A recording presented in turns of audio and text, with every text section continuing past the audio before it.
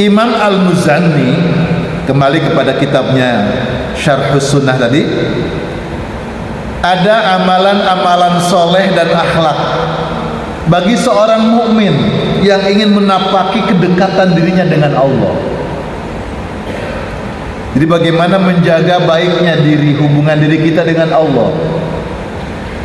Yang pertama kata beliaunya, hati-hati terhadap najis. Dari Anas bin Malik radhiyallahu anhu,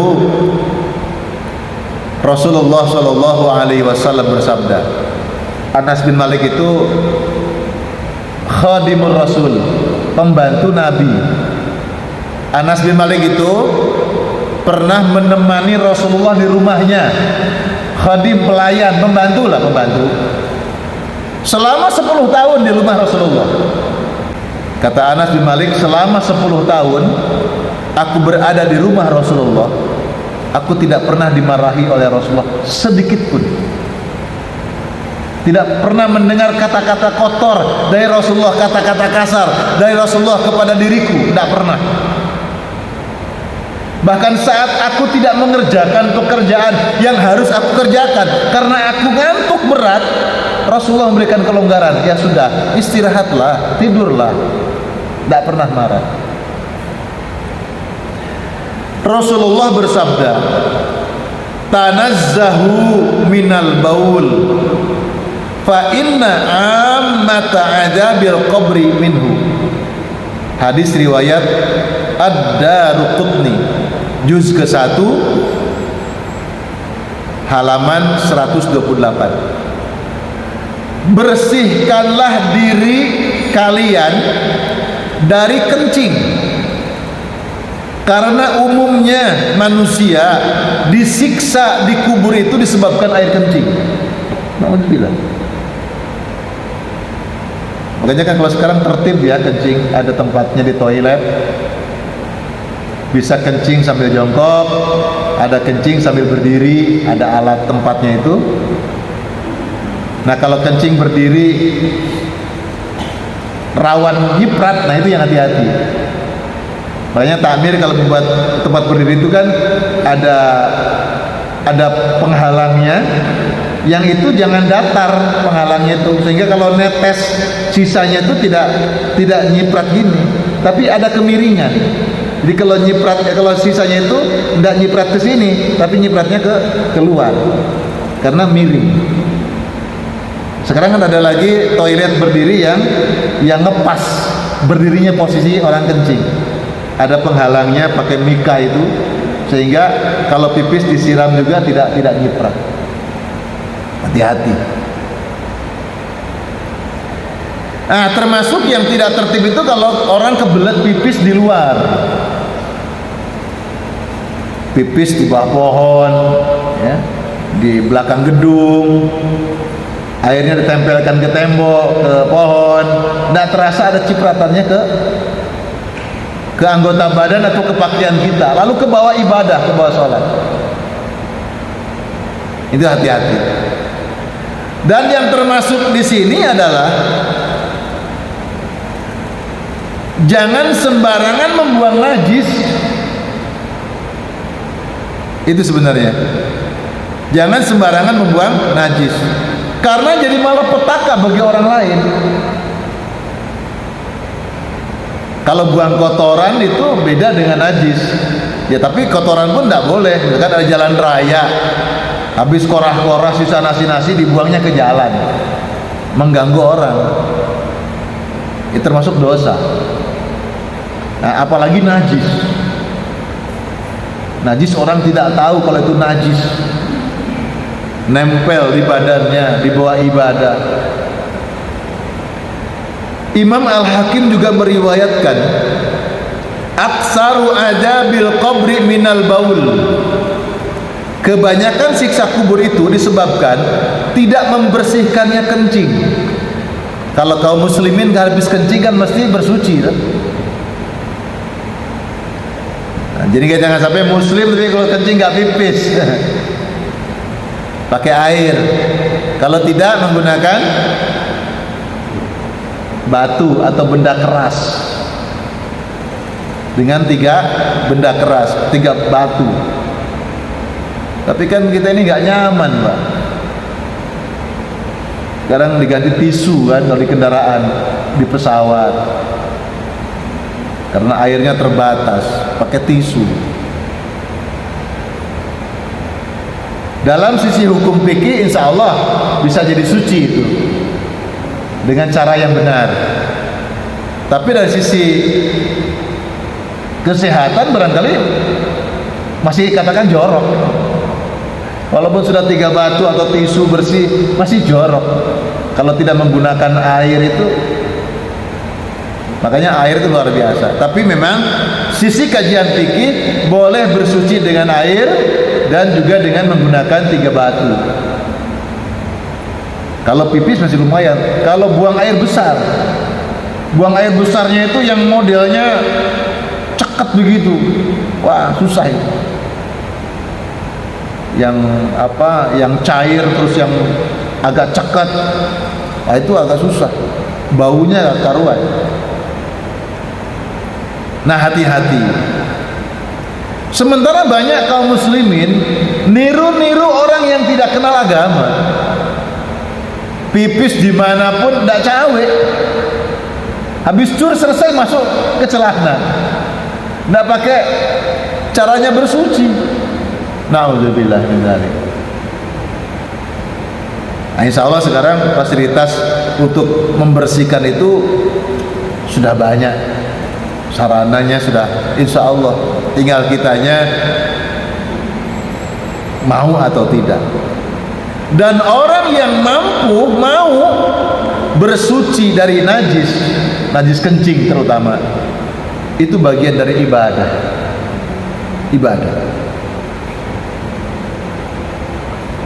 Itu yang pertama, termasuk sunnah-sunnah menjaga dari najis kencing. Kemudian adab ketika kencing, ada dehem, Pak. 3 kali habis cur itu selesai sambil diurut-urut gitu kalau laki itu ya, terus dehem sampai 3 kali 3 kali baru disiram. Habis disiram itu juga disunahkan ngambil air, matikan kerannya, yang nempel di telapak tangan ini dicipratkan ke sekitar celananya, dicipratkan. Sunnah, ambil air bisa cipratkan. Untuk apa? Untuk menjaga keraguan-raguan. Ini yang basah ini air menetes, sisa air kencing apa-apa.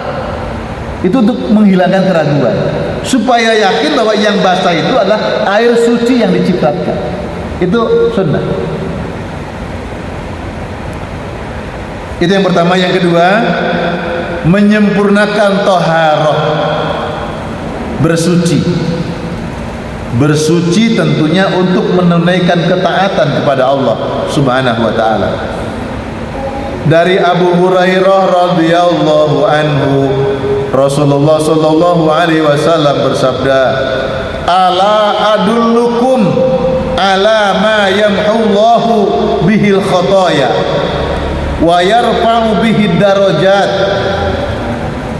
Kata Rasulullah, maukah aku tunjukkan kepada kalian sesuatu yang dengannya, sesuatu amalan yang dengan amalan itu Allah menghapus dosa-dosamu dan Allah mengangkat derajatmu? Qalu bala ya Rasulullah. Para sahabat menjawab, tentu kami ingin ya Rasulullah, engkau tunjukkan amalan-amalan tersebut. Kami ingin diampuni dosa-dosa oleh Allah, kami ingin diangkat derajat oleh Allah. Amalan apa itu ya Rasulullah? Qala, Nabi menjawab, isbagul wudu'i alal makarih, menyempurnakan wudu saat-saat yang tidak disukai. Di wudu yang sempurna. Ini kalau wudu yang sempurna, praktek wudu Bisa sekarang googling Pak. Walaupun kadang-kadang ustaz satu dan yang lainnya, kita perlu memperbanyak referensi. Ada Ustaz Adi Hidayat, udah ada Ustaz Abdul Somad, ada syekh-syekh yang muktamad ilmunya, banyak sekali. Walaupun ketika dirinci satu persatu, dari orang ini ada kesempurnaan, tapi ada sedikit yang kurang. Dari ini ada kesempurnaan, ada sedikit yang kurang.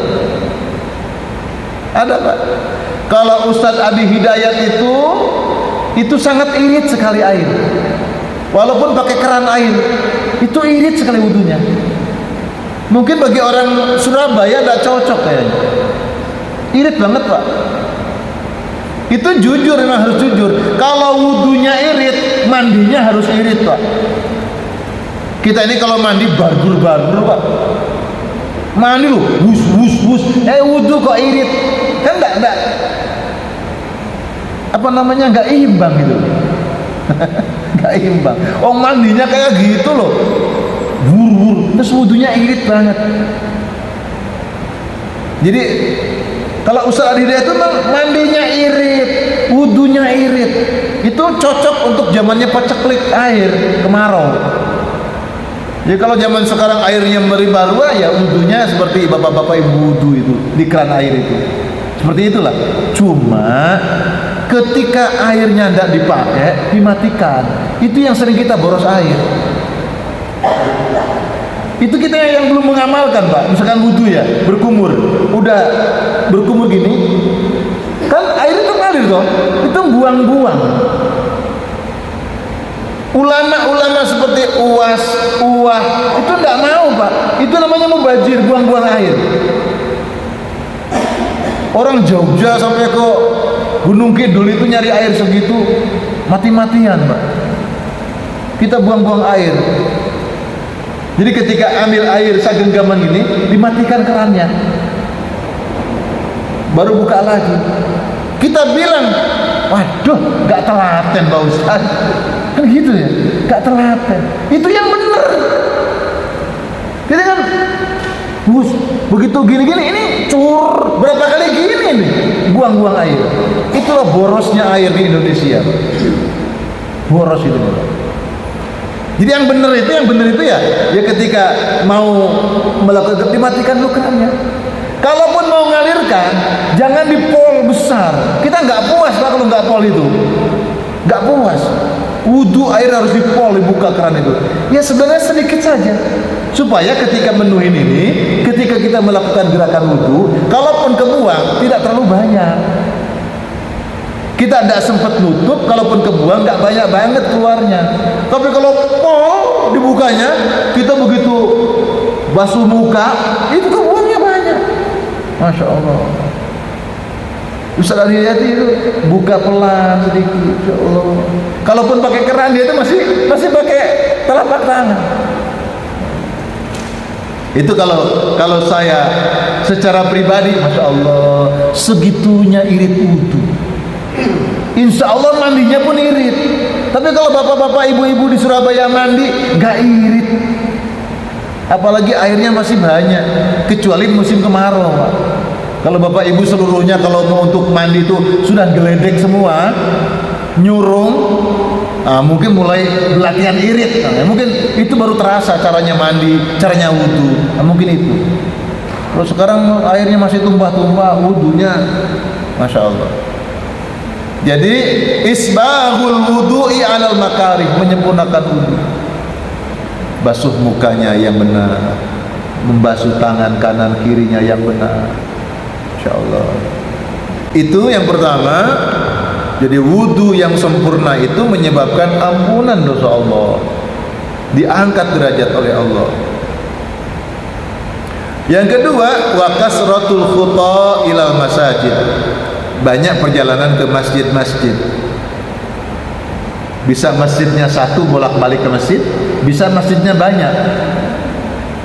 Masjid ini, masjid sana, masjid sono. Atau dia rajin ke masjid walaupun masjidnya satu, bolak-balik ke masjid. Atau masjidnya banyak, masjid ini, masjid situ, muter dia. Banyak perjalanan ke masjid. Wa intirarus salati ba'da shalah. Yang ketiga, orang yang seperti bapak-bapak, setelah sholat masih mau menunggu untuk datang sholat berikutnya.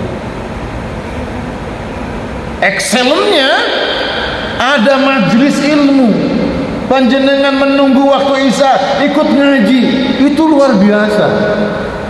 Insya Allah termasuk orang-orang yang dijanjikan oleh Rasulullah diampuni dosa-dosanya oleh Allah, diangkat derajatnya oleh Allah Subhanahu wa taala. Allahumma sholli ala Muhammad wa ali Muhammad. Jadi kita saat seperti ini doa yang banyak ke Allah. Insya Allah doanya mustajabah. Doa. Fadzalikumur ribat. Itulah termasuk orang-orang yang taat kepada Allah. Jadi orang yang menyempurnakan wudu karena Allah, orang yang perjalanan ke masjid karena Allah, orang yang duduk di masjid untuk nunggu waktu sholat, setelah datang untuk sholat masih menunggu sholat berikutnya, itu termasuk ribat, orang-orang yang taat kepada Allah Subhanahu wa taala. Hadis ini diriwayatkan oleh Imam Muslim, nomor hadis 251. Lanjut yang ketiga, amalan-amalan soleh dan yang akan memancarkan sinar akhlak, yaitu orang yang menunaikan sholat 5 waktu. Alhamdulillah, saya sering mengulang-ulang, kita ini sadarnya baru Pak. Dulu sudah Islam tapi sholat belum lengkap gitu kan.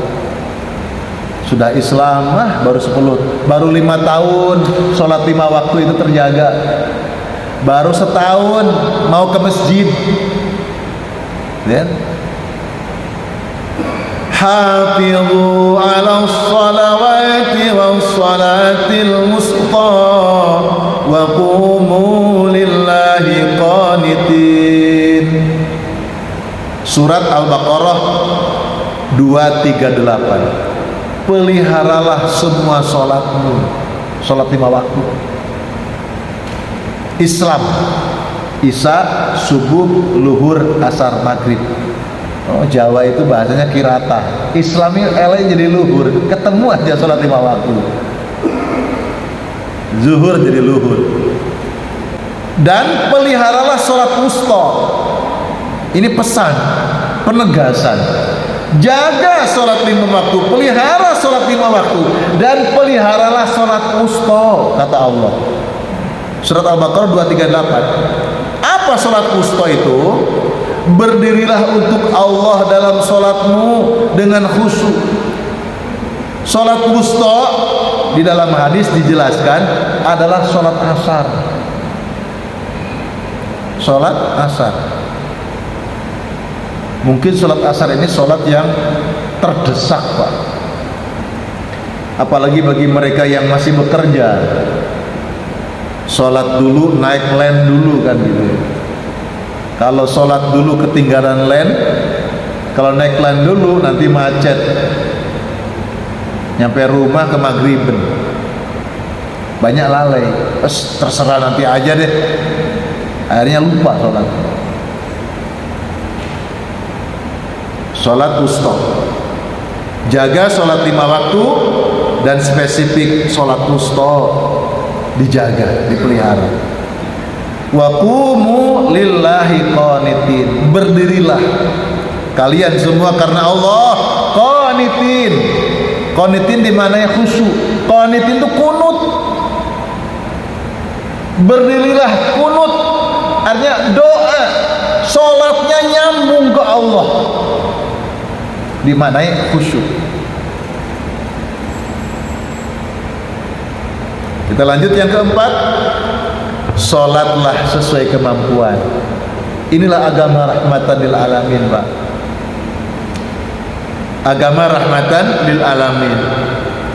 Nabi SAW bersabda kepada Imran bin Al-Husain, shalla qa'iman fa illam tastati' fa qa'idan fa illam tastati' fa'ala janbin. Hadis riwayat Bukhari, nomor hadis 1117. Salatlah dalam keadaan berdiri. Jika tidak mampu berdiri, kerjakan dalam keadaan duduk. Enak. Jika tidak mampu duduk, kerjakan sambil berbaring. Dikejar lagi, kalau tidak bisa berbaring pun, ya sudah, berkedip dengan kedua matamu jika masih mampu berkedip. Jadi artinya agama ini tidak memberatkan, sehingga jangan sampai malu untuk sholat karena gara-gara tidak bisa menggerakkan anggota badannya.